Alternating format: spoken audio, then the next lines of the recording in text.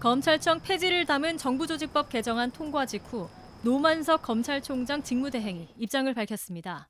안타깝게 생각합니다. 국회 의결을 존중합니다. 그리고 향후 형사사법 시스템이 공백 없이 차질 없이 진행되도록 최선의 노력을 다하겠습니다. 검찰 내부에선 반발과 무력감이 교차하는 가운데 한 부장검사가 공개적으로 사표를 던졌습니다. 대전지검 서산지청 차호동 부장검사가 독재 국가에서나 볼 법한 기형적인 제도라며 이번 법안에 결단코 반대하며 사직하고자 한다는 글을 검찰 내부망에 올린 겁니다. 무제한 토론으로 맞서다 표결에 불참한 국민의힘도 반발했습니다. 범죄자는 활개치고 피해자는 외면당할 것이라며 이번 개학의 파열음은 민주당 종말을 앞당기게 될 것이라고 지적했습니다. 수사권과 기소권 분리라는 묵은 과제를 풀어낸 여권에선 환호가 터져나왔습니다. 김대중 대통령님에게 사형을 구형했고 노무현 대통령님을 죽음으로까지 내몰았던 정권의 칼 검찰은 이제 사라졌습니다. 더불어민주당의 검찰개혁을 주도해온 김용민 의원은 더 이상 고쳐 쓸 수 없는 정치검찰을 해체했다며 그간의 노력들이 결실을 맺게 되어 만감이 교차한다고 밝혔습니다. 정성호 법무장관은 개혁의 산물이었던 검찰이 개혁의 대상으로 전락한 데 대해 스스로 되돌아봐야 한다며 권력자의 도구가 되길 자처한 적은 없는지 반성과 성찰이 있어야 한다고 강조했습니다. 조국혁신당도 국민과 함께 환영한다고 밝혔습니다. 더 이상 윤석열 같은 정치 괴물이 국민 위에 군림할 수 없습니다.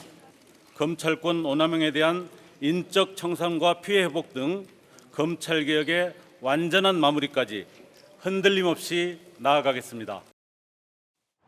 검찰청이 실제 문을 닫는 건 1년 뒤입니다. 정부 여당은 유예기간 1년 동안 수사와 기소, 공소유지에 차질이 없도록 관련 법과 제도를 가다듬겠다는 계획입니다. 내년 9월부터 수사를 전담하게 되는 건 3개 기관입니다. 가장 논란이던 부패범죄 등 특수수사는 행정안전부사나 중수청이 하게 됩니다. 경찰청 국수보는 일반 수사를, 공수처는 고위공직자 범죄 수사를 각각 맡습니다. 검찰이 맡던 기소는 법무부 산하 공소청이 담당하게 됩니다. 검사 2,300여 명과 수사관, 실무관 등 7,800여 명은 각 기관으로 흩어지게 됩니다. 이때 심사를 받도록 해야 한다는 주장도 여당 내에서 나옵니다. 그동안 검찰의 과오를 생각한다라고 하면 그대로 이전하는 것이 아니라 심사위원회를 두고 직무평가 등을 철저하게 해야 된다.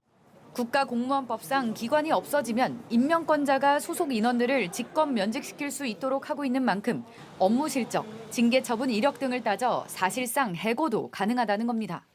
검찰에 상당한 반발이 예상되는 대목입니다. 아직 논의를 매듭짓지 못한 검찰개혁 강론도 남아 있습니다. 수사는 수사 전문가를 양성하고 경찰에 맡기는 것이 맞겠구나. 더 이상 보안 수사 집착하지 않으셨으면 좋겠습니다.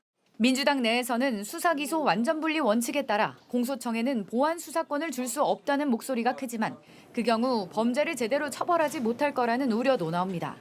JTBC 박사라입니다. 네, 공수처 설치와 검경 수사권 조정, 문재인 전 대통령의 공약이었습니다.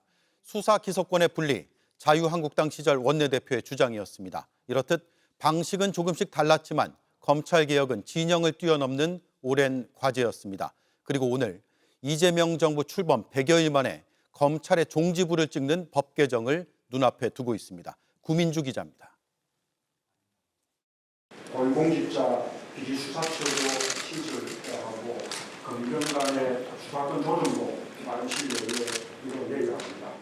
초반부터 검찰개혁을 외친 문재인 정부. 정작 정치 수사를 한다고 지목받던 특수부는 손대지 못했습니다. 검수완박 법안을 통과시켰지만 검찰의 6대 범죄 수사권은 남겨 반쪽 개혁이라는 비판을 받았습니다. 당시 야당이던 자유한국당이 나서 현재는 반대하는 수사 기소 완전 분리를 주장하기도 했습니다. 수사권과 기소권을 원칙적으로 분리하는 방법을 통해서 무소불위의 검찰 권력은 견제할 수 있다고 봅니다. 그러다 조국 사태로 정권과 검찰 사이 갈등이 불거졌고 검수완판이라고 하는 것은 부패를 완전히 판치게 하는 부패 완판으로서 저항 선봉에 섰던 윤석열 당시 검찰총장은 야권 대선 주자로 급부상했습니다. 첫 검사 출신 대통령의 탄생. 윤석열 정부는 검찰의 직접 수사 권한을 늘리는 등 문재인 정부의 검수완박 기조를 빠르게 지어나갔습니다. 정부 요직마다 검찰 출신을 포진시켜 검찰 공화국이란 지적도 나왔습니다. 정권의 칼이 된 검찰은 내내 공정성 논란에 직면했습니다. 특히 영부인 김건희 씨에 대한 특혜 출장 조사, 도이치모터스 주가 조작 혐의 불기소 결정은 비판 여론에 기름을 부었습니다. 그때마다 윤 전 대통령은 엄호에 나섰습니다. 없는 것까지 만들어서 그야말로 저를 타겟으로 해서 제 처를 많이 좀 악마화시킨 거는 있습니다. 민주당 인사들에 대한 표적 수사를 한다는 의심을 사기도 했습니다.